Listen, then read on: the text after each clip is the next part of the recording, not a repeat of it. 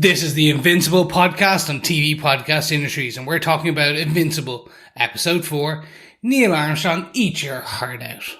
I haven't been honest with you, Debbie. About what? About the murders. Nolan? Cecil thinks I had something to do with what happened to the Guardians. But you didn't.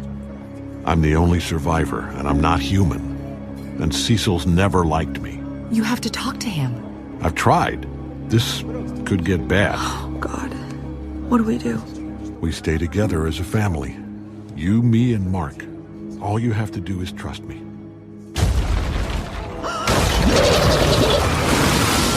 Nolan! Do you trust me, Debbie? There's a dragon behind you! Please, do you trust me? I trust you. You have no idea how much I needed to hear you say that. Okay, now do something! I'm on vacation with my beautiful wife. Let Cecil earn his paycheck.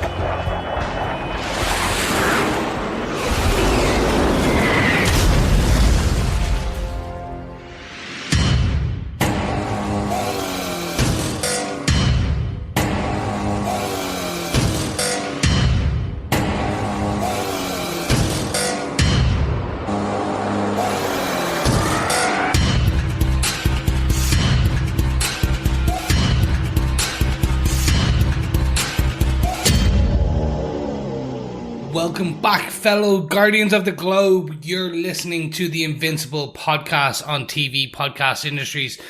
This time we're talking about episode 4 of the Invincible show, Neil Armstrong, Eat Your Heart Out, available only on Amazon Prime. I am one of your hosts, Chris. You're the host, Derek. I definitely have to take that out of our notes, Chris, unless we're going to get paid by Amazon Prime. You're not allowed to say it like that. Yeah, I know. You really do. It's, you see, I am literally wrong, Burgundy. If it is on a script in front of me, I will read it. And as I say that, I probably something is going to be put in there someday by you as a practical joke, and it's going to get me in trouble. You know it's happening, Chris. You know it's happening. Yes, this episode called Neil Armstrong, Eat Your Heart Out. I just keep thinking of it as Invincible in Space, because that's what this episode is. It really is. And you can literally, I wish they did do that. The one thing I do miss about this is we don't get that, you know, the movie trailer guy. Uh-huh. Like, it's like, in a world far away, there was Invincible going to Mars. And you kind of that really terrible. I would love to see, like, they have to do that at some point. I'm sure the honest trailer will come out for Yes. for Invincible after the show's finished. So we'll have at least honest trailer guy over on YouTube doing his voiceover for the show. Fingers crossed. But yes, welcome back, Guardians. I like that, Chris. Guardians is really good as our listener name for the episodes of Invincible. Very good. I like it. Off the cuff. It works. I'm keeping it. I'll put that in the notes so we don't forget it for the future. Yeah, please do. Otherwise, it will just constantly be going, Mauler twins, welcome back, twins. Exactly. That might work. Yes. Well, there you go. Thank you for joining us. We are glad to have you back for the 4th episode of the Invincible podcast on TV Podcast Industries. Before we pop into the details and our spoiler-filled discussion of this episode, just a quick reminder to pop on over to our website at tvpodcastindustry.com, where you can leave us a voicemail feedback or any types of feedback that you want. You can also email it to feedback@tvpodcastindustries.com. Tell us what you thought of the episode. We also have spoiler posts up on our Facebook group, facebook.com/groups/TV Podcast Industry. So you can just let us know what you're thinking. Is it good? Is it bad? What do you like? What do you not like? Tell us all. Also, when you're over at tvpodcastindustry.com, make sure you like, subscribe, share, all that jazz. But it's a podcast, so just make sure you subscribe and leave us a good old review on any Vulturemite or Earthling-based podcast catcher. Absolutely. Yeah, we're pulling triple duty at the moment on our podcast. We've got Invincible on Fridays. We've got Falcon and the Winter Soldier episode 3 coming out on Saturdays. And then on Sundays, into Monday morning, we have Pennyworth, which is our 3rd show. So we're covering Image Comics, Marvel Comics, and DC Comics each week at the moment. So lots and lots of comic book podcasts or comic book TV show podcasts coming out on TV Podcast Industries. Make sure you stay subscribed over there to get access to all of those episodes. Yes, because you know what's coming. Do you know what wrapped? Witcher 2. Witcher Season 2 wrapped. Wrapped. yesterday. So that's a coming soon. Mm-hmm. Way! Like, so much stuff on the books. So much stuff. I know. It's also scary. So scary. It's not scary. It's all good, Chris. It's all good. Well, more scared for your caffeine levels. Like, you used to give out about how much caffeine I had in my system. Mm-hmm. No, we need to keep you constantly in the caffeine so that you can keep editing these podcasts. And the only way we do that is through nice little bit of subscription. Make sure you head on over to patreon.com/TV Podcast Industries. If you like what you hear and you want to throw us an old dollar for a bit of coffee into Derek's bloodstream. That would be awesome. You know, there is actually a support website called buymeacoffee.com, which I should probably set up for TV Podcast Industries. So you can just literally buy me a coffee. Which, oh my God. Is that like just like you press a button and a Starbucks drone just kind of comes in the window and drops out event day? I think it's just the cost of a coffee. Okay. But I do like that idea too, Chris. Yeah, I do. In a world where you have Amazon drones, pretty sure at some point that is going to happen. I am sure. But anyway, let's get into Invincible. Once again, these episodes created by Robert Kirkman, Corey Walker, and Ryan Otley. This episode directed by Jeff Allen, once again, and the episode written by Ryan Ridley. Now, Ryan Ridley has some really strong writing credits, particularly for animated shows. He started off doing multiple episodes of the excellent TV show Community from Dan Harmon, and of course, as with a lot of people on the writing staff, he went over and worked on Rick and Morty with Dan Harmon. Now, I can't remember, Chris, how much of a Rick and Morty fan you are. I'm a lot. You're pretty big. Pretty big. So you may recognize some of the episodes that Ryan did. He did an excellent episode where a little gorgeous, cute little puppy dog goes slightly insane by getting the ability to think in a helmet. That's in the first season. He also did the infamous Mr. Meeseeks episodes of the show. So in season 1 as well. So some really good credentials there from Ryan. Yeah. One thing I'll quickly call out on Ryan, the writing staff, around Kirkman and stuff, is that you are now seeing, in my opinion, this kind of new wave of Hollywood writers and creators. I say Hollywood entertainment. Let's call it that. Yeah. Who have they are like the next wave where the style of comedy is us. So previously, in the 90s, you had a lot of procedurals and all that very similar styled content where it was like CSI Miami, LA, Las Vegas, Law and Order. It was all the same type of cop drama, with all the same dark, gritty undertones. Now, I will say, you had West Wing, you had The Shield, you had some of these other tentpoles. But what now we're getting with a lot of these writers is when, like, Dan Harmon works with Ryan, Dan Harmon is notorious for building this group of, and fostering this. So you've seen it on some of their video games, the VR games they do, Squanch games. They percolate across because they find a really good writer for one really good style, and they kind of bring them across and populate. And you can see a bit of the humor that Ryan brings to this episode, in my opinion. Yes, I think we'll talk about one of those in the notes, definitely. I always say once you've got a creative team that works together and enjoy working with them, well, you want to work with that creative team again. It's much less risk working with somebody that you know is good at their job than working with brand new people. Is always the way. But obviously, no other connection to Dan Harmon in this show, but really good to see Ryan in this capacity working on Invincible, a very different show, I think, from what he's done before. But I think you can tell a little stamp there from him. Chris, do you want to give us the official synopsis for Invincible episode 4? Sure. It's 2 firsts for Mark, a first date and a first trip to another planet. At the same time, Nolan and Debbie revisit their own first vacation together. Oh, see, this week sounds like it's the romance episode when you put it like that, doesn't it? Yeah, it's all about those firsts. First alien invasion.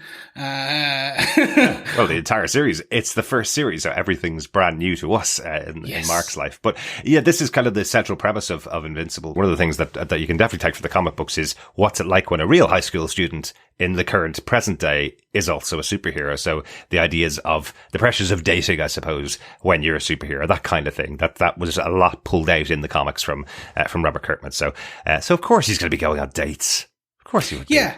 It's also that there's an element of the truth that, if we had real world superheroes and we were sending a manned mission to Mars, we would probably send them as security. Yeah. But it'd be like, no, don't be seen. We like, you're there, stay quiet. This is a humanity thing. You need to bolster humanity and morale. I love that from Cecil or Cecil, where he's saying, we need a win. The humanity needs a win. They don't need to be told that it's the hero that actually sorted it out. And that brings us straight on to our top point, our first point for the episode. Let's talk about the mission to Mars. This is actually Mark's second time in space, and because we're doing shorter episodes, we completely forgot to mention his first time in space. I'm really shocked, Chris, because his first time in space was when he met Alan the Alien on the moon. And you didn't mention Alan the Alien, Chris. So, first of all, Alan the Alien, fantastic character. Brilliant. There's a whole backstory there that absolutely feverishly I want them to get into. Voiced by the indomitable Seth Rogen. Mm-hmm. He's also working with Kirkman on Invincible. Yeah. I'm not sure if it's a live action or a feature, but it's a feature of some kind. Yes. We're not sure if it's live action or animated, but it's a feature. Unconnected live action feature is what the most recent rumors say, anyway. So, fantastic to see him here. Alan the Alien is a fantastic character. But yes, we kind of glossed over that. Yeah. So if you don't remember and you're not a comic books reader, the Alan the Alien moment was effectively an alien coming to attack Earth. Mark knocks him back, then sits down and has a chat with him and realizes he's looking for the planet Urath, not Earth, and has been attacking Earth for multiple years, trying to get there to test the champion of the Earth is effectively the story that was in there. We may see him in future. It's just because it was such a big cameo from Seth Rogen that I was really surprised we forgot to mention it. But we're talking about the second trip into space for Mark, his trip up to Mars, as you mentioned. But I kind of like that it kind of kicks off from the first date that he has with Amber. They go out together, and they seem to be getting into a relationship. She's saying, it's time we're going to have a second date kind of thing, and then he goes home and finds out that he's going off to Mars for 2 weeks and has to put their relationship on hold, effectively. Yeah, well, he volunteered to go to Mars for 2 weeks because he even says, "Is this where I put my hand up?" Mm-hmm. I'm paraphrasing, of course, but no, this is the fun part. It is very much, like he's trying to balance the human aspect to his invincible aspect. Yeah. Very quickly, before we jump back into this, I do love that they are consistently finding a way to do the opening credit. Absolutely. Where it's just he has not said his name.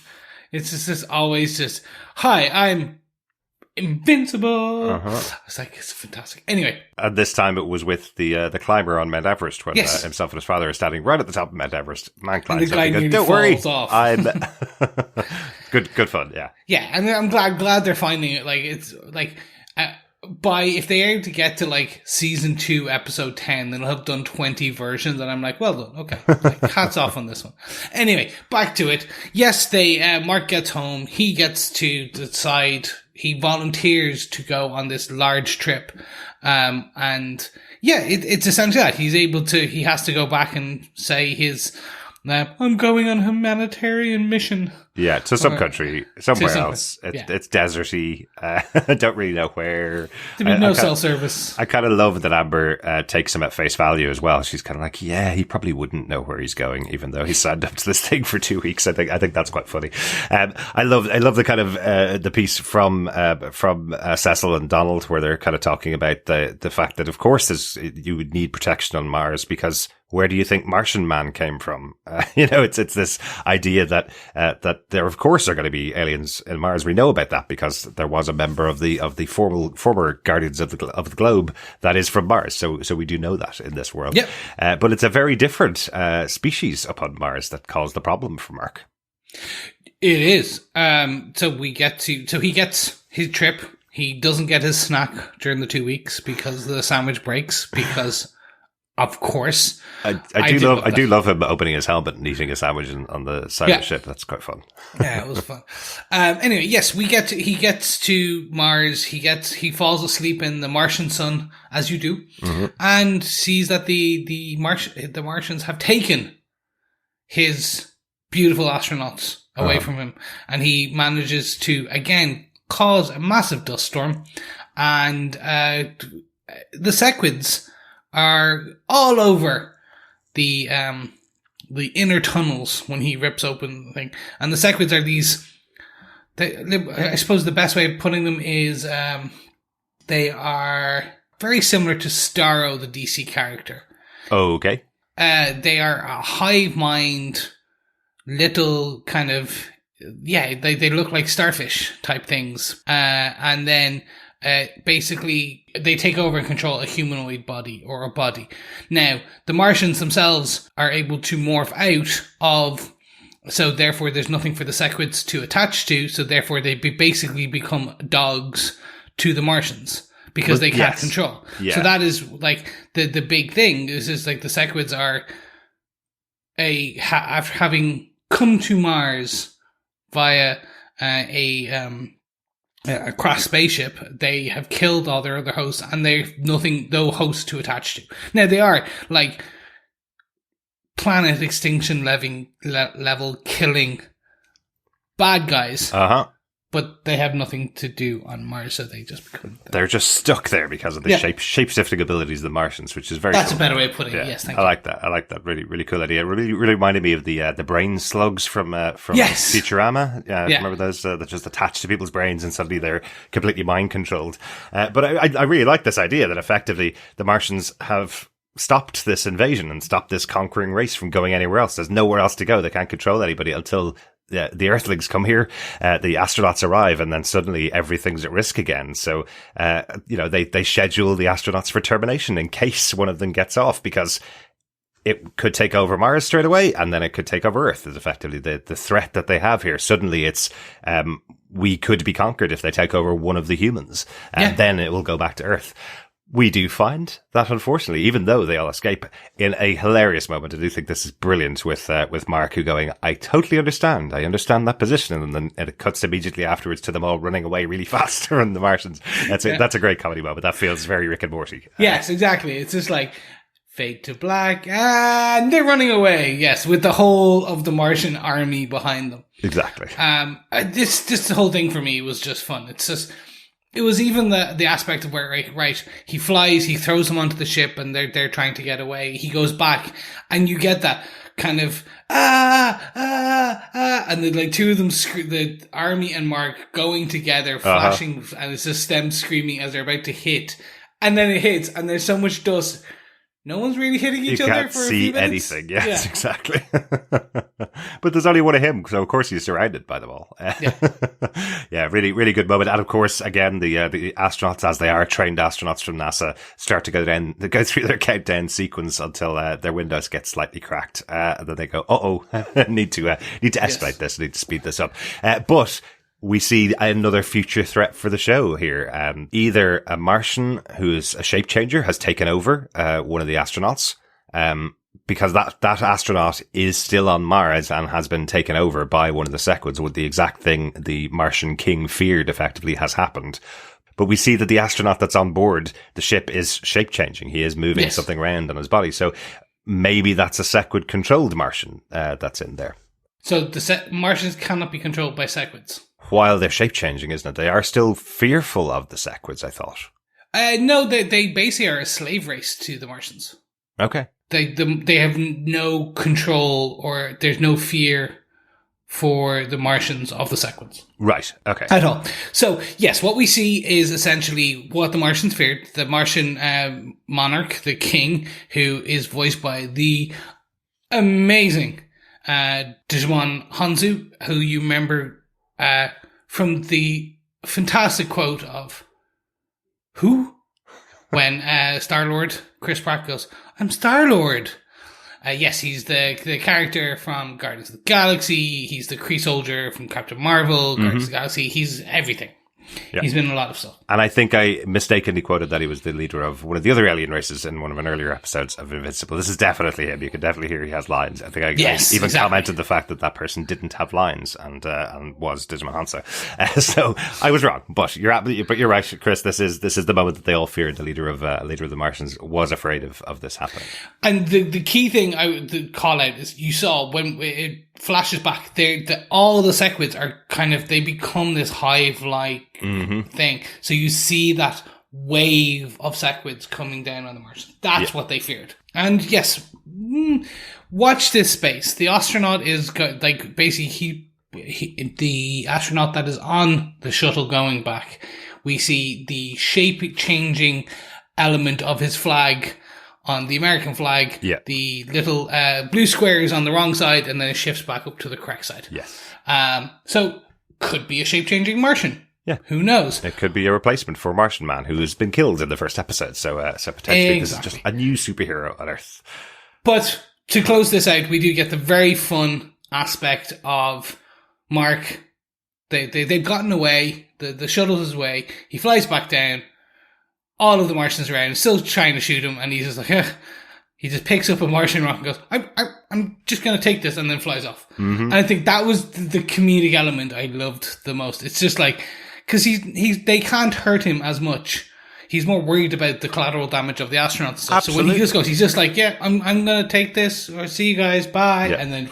And of course, it means absolutely nothing because when he hands it over to Amber thinking it's this wonderful present for her from his trip away, he can't even explain what it is. He just has to say it's an Earth rock, a Earth rock for you. And don't tell anybody, don't give it to anybody, don't get it tested just in case they might tell you some crazy things. But yeah, that's kind of the core of the episode in that first point in the mission to Mars. Will we talk quickly about Damien being sent back to hell, Damien Darkblood? Yes, so let's do this. Mm-hmm. So, they are, in my opinion, playing this element up a bit more, which is fine. I think I called this out, in our previous episodes. That it's like, it's not that Damien Darkblood wasn't as bloodhound on the Omni-Man conspiracy in the comic books as he is in this. Damien Dark Bloodhound. I like it. Yes, bloodhound.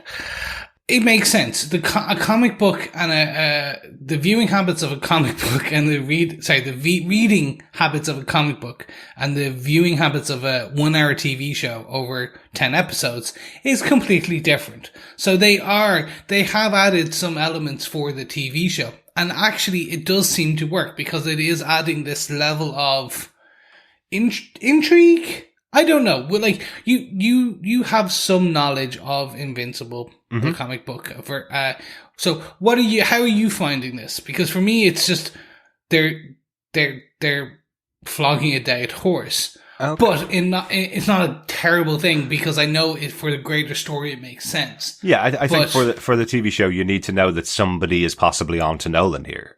Yes, for this whole story that's set up the way it's set up, you think it's going to go one way with the kid being brought into the superhero realm. Effectively, his father goes and slaughters all of the Guardians in the first episode. You need to have some through line for the rest of the episodes that somebody is onto him.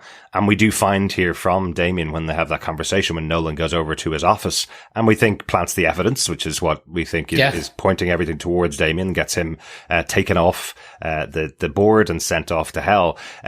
We find in that conversation that Damien knows it's Nolan. He's done his investigation now. He knows there was only one other person there. He knows it has to be Nolan. There's no other reasonable explanation here. So having that kind of tension there, I suppose, I think is important to the story.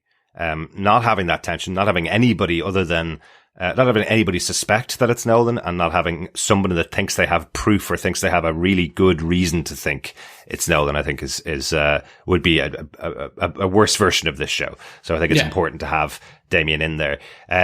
So we kind of talked about all of that actually in 2 lines really, but, just to kind of mention that he does let slip that he thinks that Debbie knows, to Nolan.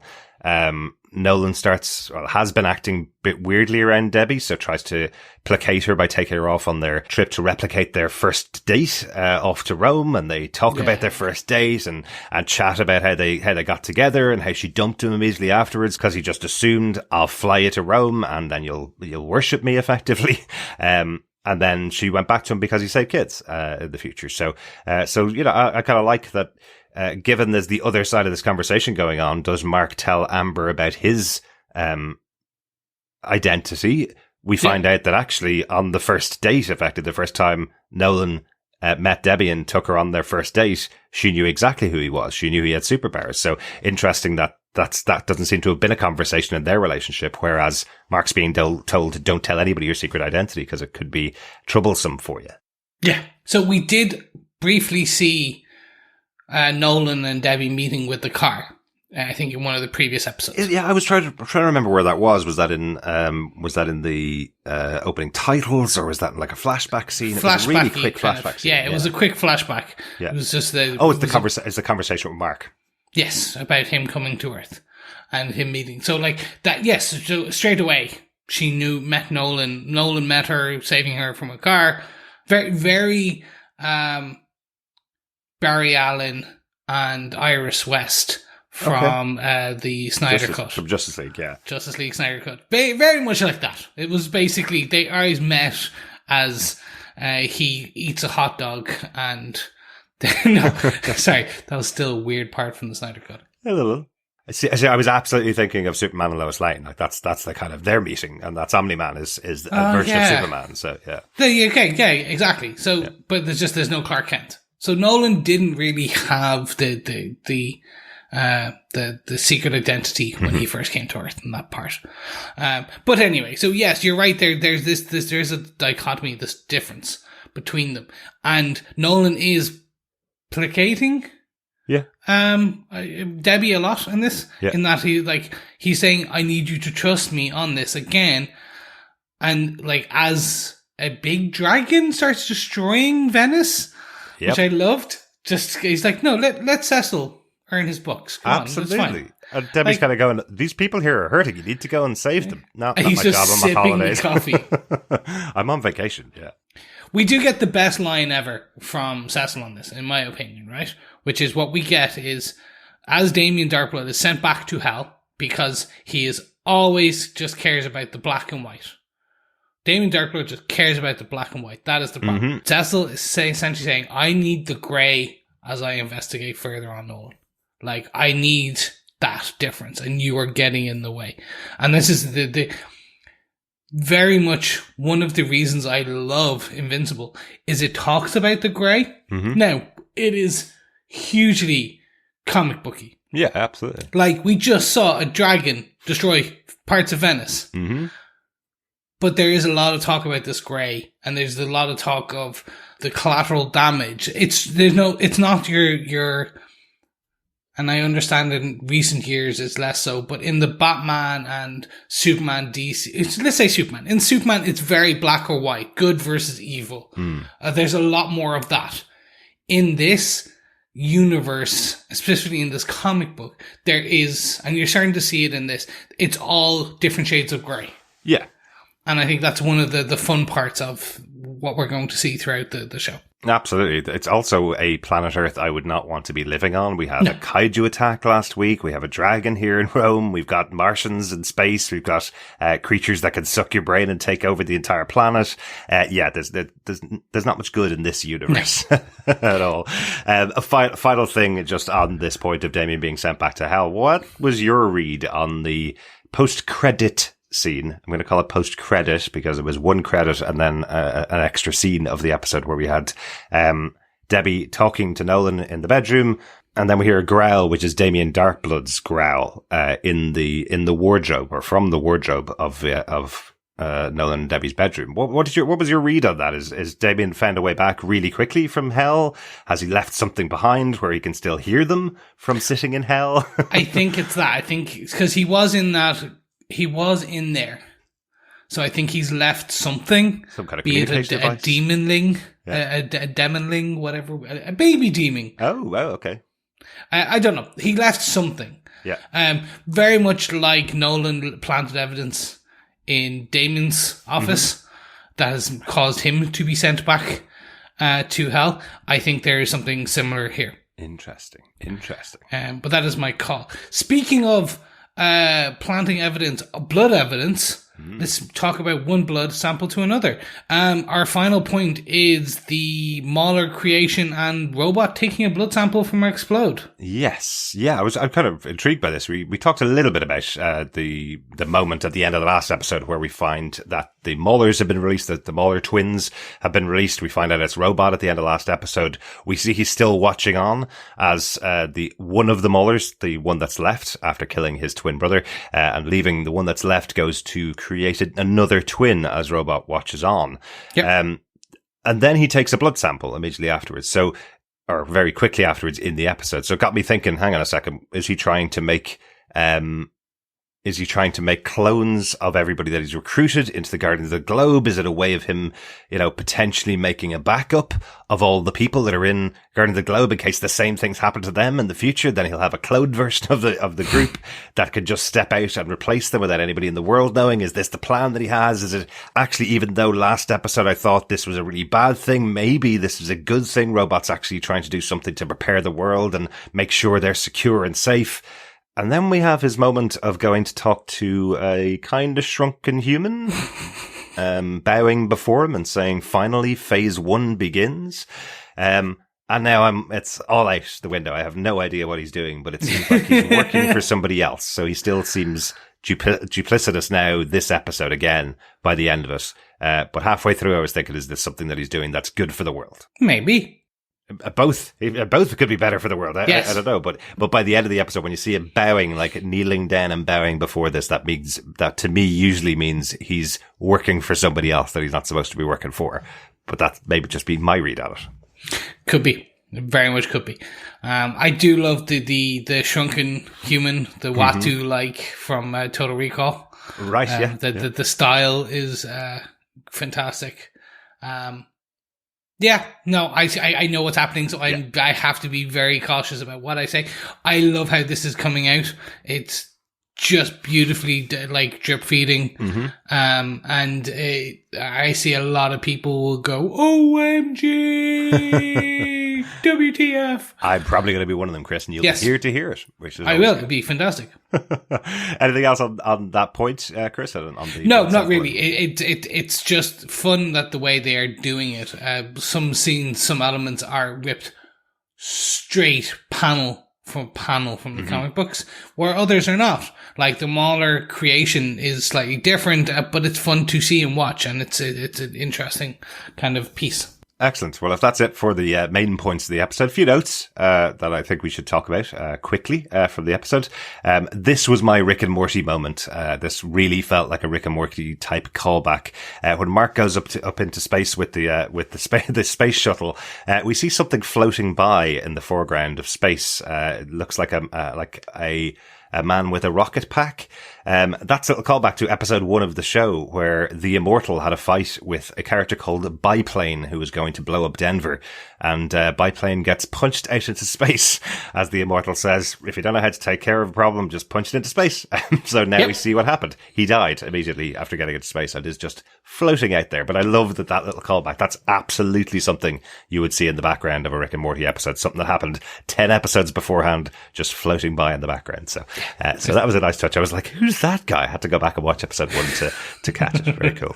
There are little callbacks, and I think throughout all the episodes, which I think once we get the 10 episodes, I'll have to go back and rewatch all of them. Oh, yeah. Because there's going to be lots of things in the background. Like, I think I saw someone in Venice in the background of one of the shots, but I don't know. So I'm saying nothing. I could be absolutely nothing, but it could be something. So it's one of those, I see you.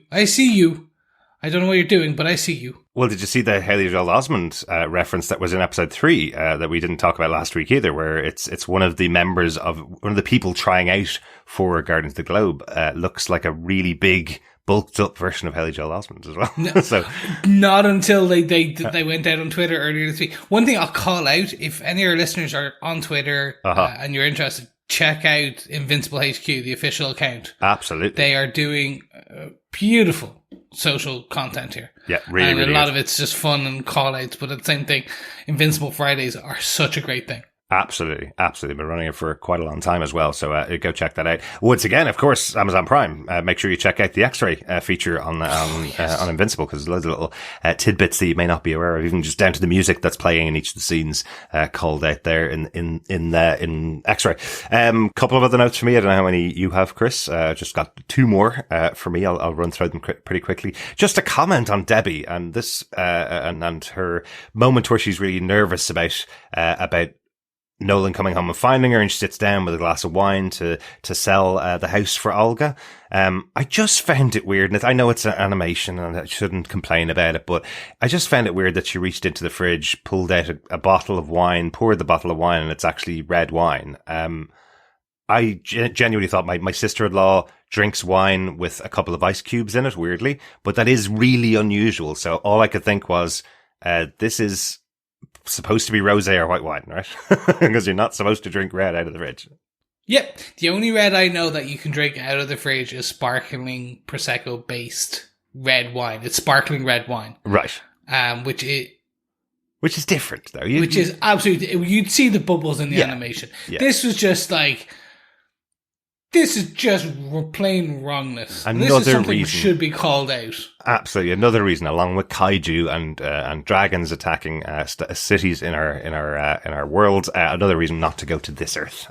Yes, 100%. Right, my last one is just my favorite line from the episode. Is where Mark is volunteering to go to Mars and says, "Sure, I can just go up there tonight and I'll be back tomorrow." And his dad goes, "The fact that you don't know how far away Mars is the reason you can't miss any school." I love that. I thought that was really good gag between the two of them there. Chris, any notes for the episode? The quick note for me is a correction for our previous podcasts. So we did say that Science Dog was in an earlier episode. I think that was me. Yeah, that's fine. It's fine. I wasn't gonna name and shame you, but apportion to me, it's okay. Yes. So actually, this is an interesting piece. It's come out since that the whole. I made the joke about Seance Dog being in episode 3. Mm-hmm. It has always been Seance Dog in this show. So for our listeners, Seance Dog is a joke on Doctor Strange, but he is basically Science Dogs. In the comic books, Science Dog is the jetpack wearing terrier superhero comic book that Mark reads and talks, and there's some great scenes in there around this particular comic book. For an IP decision, that basically kept them from putting Science Dog in this. It makes sense. Yeah, it makes sense. Yeah, so this is the comic book that Mark is reading in the show. Kirkman decided that he wouldn't sell the rights to that comic book in case, since they have a comic book called Science Dog, in case that ever gets a TV show or a movie in the future, he wasn't going to sell those bundled in with the Invincible rights. It makes sense. But you never know. If Invincible is really popular, there could be a couple of spin-offs that are in the works. I 100% see, like, the Guardians of the Globe. Maybe being a spin-off. Like, that is definitely something you can do. There's a whole comic book version on that, and there's a blind assassin who shoots guns. There is... That's like Punisher Daredevil, basically. Pretty much. Right. With a bit of Iron Fist mixed in. Interesting. There's some really great characters in this whole universe that they're going to drop the seeds to, like Shrinking Ray. And Duplicate and all that, okay, perfect. Anyway, so Science Dog, no, it's Seance Dog, boom. I will very quickly call out, in episode 3, we saw multiple people in a cell. Yes. So, if my guess is correct, this is Duplicate's brother. Interesting. So, this, maybe nothing may turn into be one of the big characters later on. It certainly seemed like a person that was surrounded by multiple versions of themselves, which is Duplicate's power, Kate's power. So I kind of expected that those dungeons or those cells would have people that you'd see if you paused. We can come back in the future and see how they play out in other episodes in the future. So that's a good catch, Chris. Thank you very much. But there we are. So that is all of our notes for this episode. So you know what that means? Very quickly, we must decide our defense. So, in this case, Derek, do you defend episode 4 of Invincible? Neil Armstrong, eat your heart out. Totally defend this episode. This feels like, again, an adult Saturday morning cartoon. You know, it's nothing earth-shatteringly amazing, but it is really enjoyable to spend time with these characters in this universe. The weirdness that's going on, the different situations that they're getting into that you wouldn't get in Saturday morning cartoons is also great fun. Just really enjoying these characters and looking forward to seeing how the whole series pans out and translates from the comic books as well. So yeah, really, really enjoyed this episode. Totally defend it. Yes. Chris, how about yourself? Do you defend this episode of Invincible? I do. I do defend this. It is a halfway point for me though. So it would be 3 Duplicates out of 5. Okay. The rationale here is essentially it's a bit of a filler episode. Okay. In that they don't, the story's not expanded too far. It was essentially the only movement forward is Damon Darkblood is no longer investigating. Mark essentially goes on a date and nearly gets a second date. So and gets his first mission to space. Yeah, it's just not okay. So yes, it does, but it's just not. No, it's not. It's his second mission to space. His first trip to another planet. Sorry, I was thinking back to the synopsis. I was trying to remember. There you go. But anyway, so it is an episode of first. It's just, for me, it was fun filled, Easter eggs, a lot of threads dropped, but it just wasn't as heart punching, kind of Invincible of what I wanted. So I think I'm very much looking forward to episode 5. Like, that's the thing. I'm still in 100% in it to win it with this episode. But yeah, there we are. Excellent. We got some feedback in because remember we recorded our first 3 episodes before they aired on Amazon Prime, so we've got some feedback in on the first 3 episodes. I think we're going to start every single section of our podcast where we apologize for something we said on the previous podcast, because our first piece of feedback comes in from Timothy Langston. He says, first of all, I'm a big fan of the show, but the first issue of Invincible came out in 2002, before The Boys, which was in 2006, and predates The Walking Dead by a month or 2. I did look it up, Timothy. You're absolutely right. It was stupidly a question I threw out in the middle of our podcast, which we were trying to kind of rush a bit. Didn't have much time, unfortunately. We do usually stop and search things on Google so we don't get them wrong. Having looked it up, I know our listeners would be really interested in this as well. Having looked it up, Invincible, the first issue, came out at the beginning of 2002.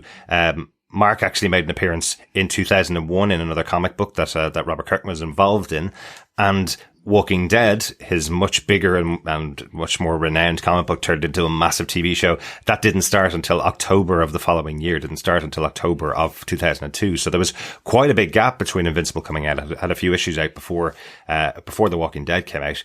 And I was asking the question purely because we covered The Boys as a TV show.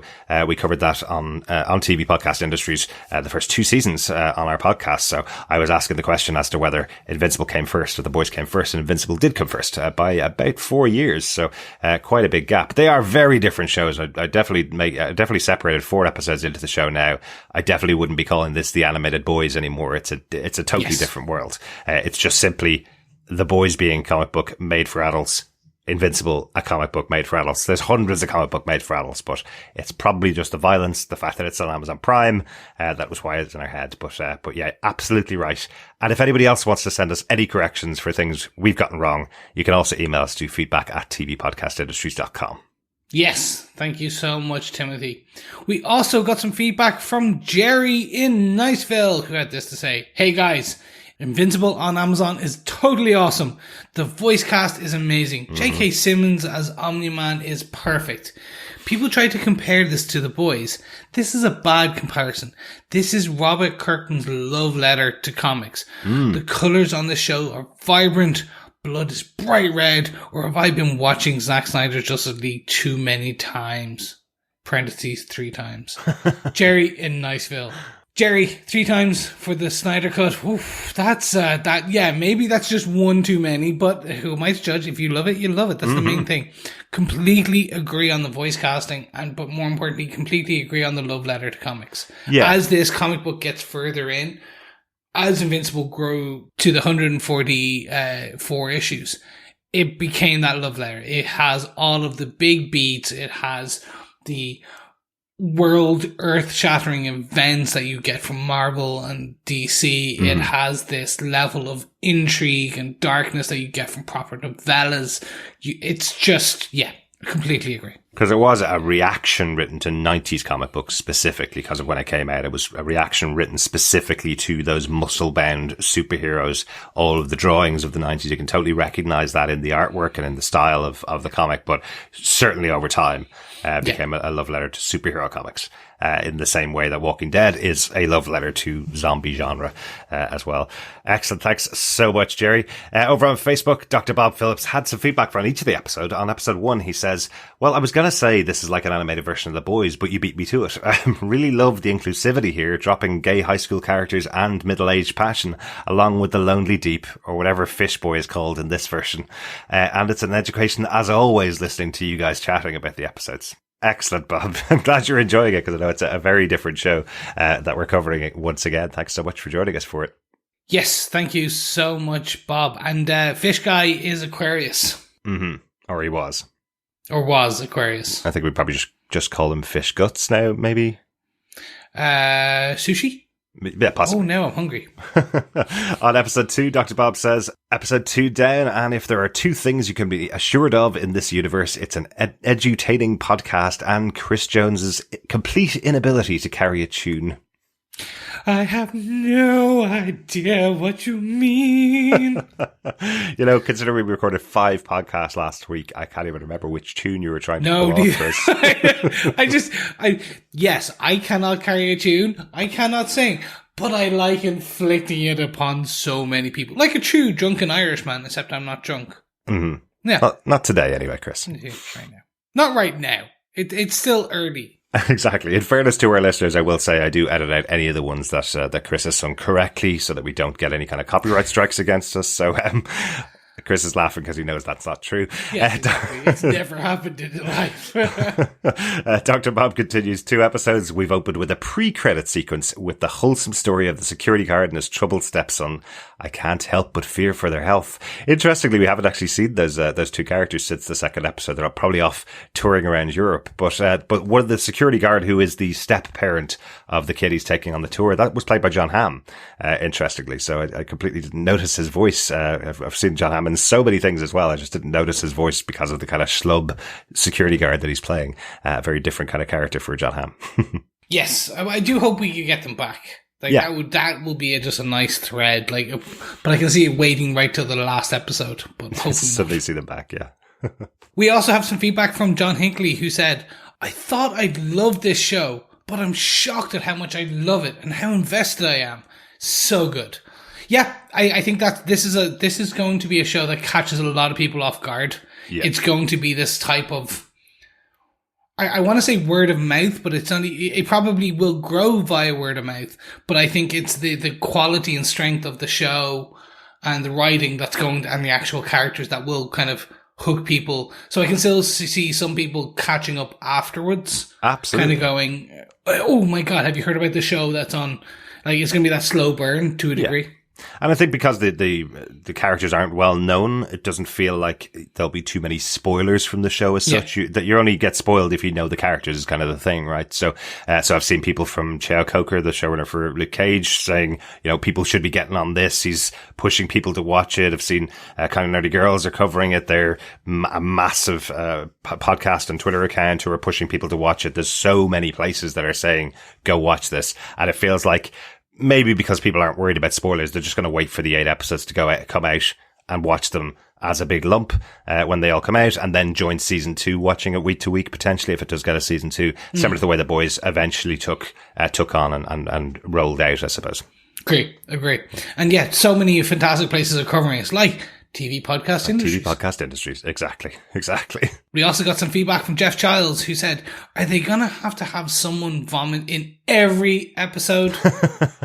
And I'm just questioning, did someone vomit in this episode? No, I had to check. I was hoping there was going to be, because I did see the comment before the episode, I was hoping somebody who was arriving on Mars potentially might throw up, or maybe, someone's allergic to dragons in Rome, maybe. Thanks so much, Jeff, for your feedback. And John, finally, on episode 4, this episode, Dr. Bob Phillips says, this series really does go to places that other programs won't. It digs into the corners of our experience other superhero shows don't even approach. Where else would you find explorations of house cleaning, the challenges of AI in interpreting ancient texts, and navigating the 21st century dating? I feel this has earned a further shuffle away from Monster of the Week, and I'm really looking forward to the tale continuing. Excellent, Bob. It is interesting, isn't it? It could easily be that. It could easily be a monster arrives and Mark has to beat it, or Omni-Man has to beat it, and that could be every episode. And I love the literal monster that arrives on Earth this episode has Nolan in his human form sitting with his girlfriend, with his wife, Debbie, going, I'm ignoring that. Somebody else could take care of it. We have the literal dragon arriving and he's not going to slay it. So it's literally telling you this is not going to be a Monster of the Week show. You had a mummy return from the dead about to take over the Earth. And it is Omni-Man Invincible's dust trail that causes a storm that seals the mummy back in its grave. Very good. It is just like, it's like, you were like, oh my god, what, how's it? A blink. There you go, done. I was like, oh my god, they actually just did that. Like, there's a humor and a jabbing here, and a circumvention of standard Monster of the Week stories, which is great. I watched the episode twice and I have it still written in my notes. We need to talk about Cahor, who's being raised to teach the world what it means to truly suffer. I've got it written in my notes and then completely didn't put it into my final notes because nothing happened with it. So he's sealed back in his tomb. I like it, Chris. I like it. Excellent. Thank you so much, everybody, for your feedback. Once again, you can email us to feedback@tvpodcastindustries. Pop on over to our Facebook group at facebook.com/groups/tvpodcastindustries. You can discuss any of the shows that we're covering at the moment, including Invincible on Fridays, Falcon and the Winter Soldier on Saturdays, and Pennyworth on Sundays, and a week of me recovering from recording and editing all of those podcasts. Yes, thank you so much for having us in your ears or in your speakers, in your device, just listening to our dulcet tones as we break down this comic book amazingness. Yes, as Derek said, we'll be back for Falcon and Winter Soldier later this weekend, but for now, keep watching, keep listening, and more importantly, keep staying invincible. Bye.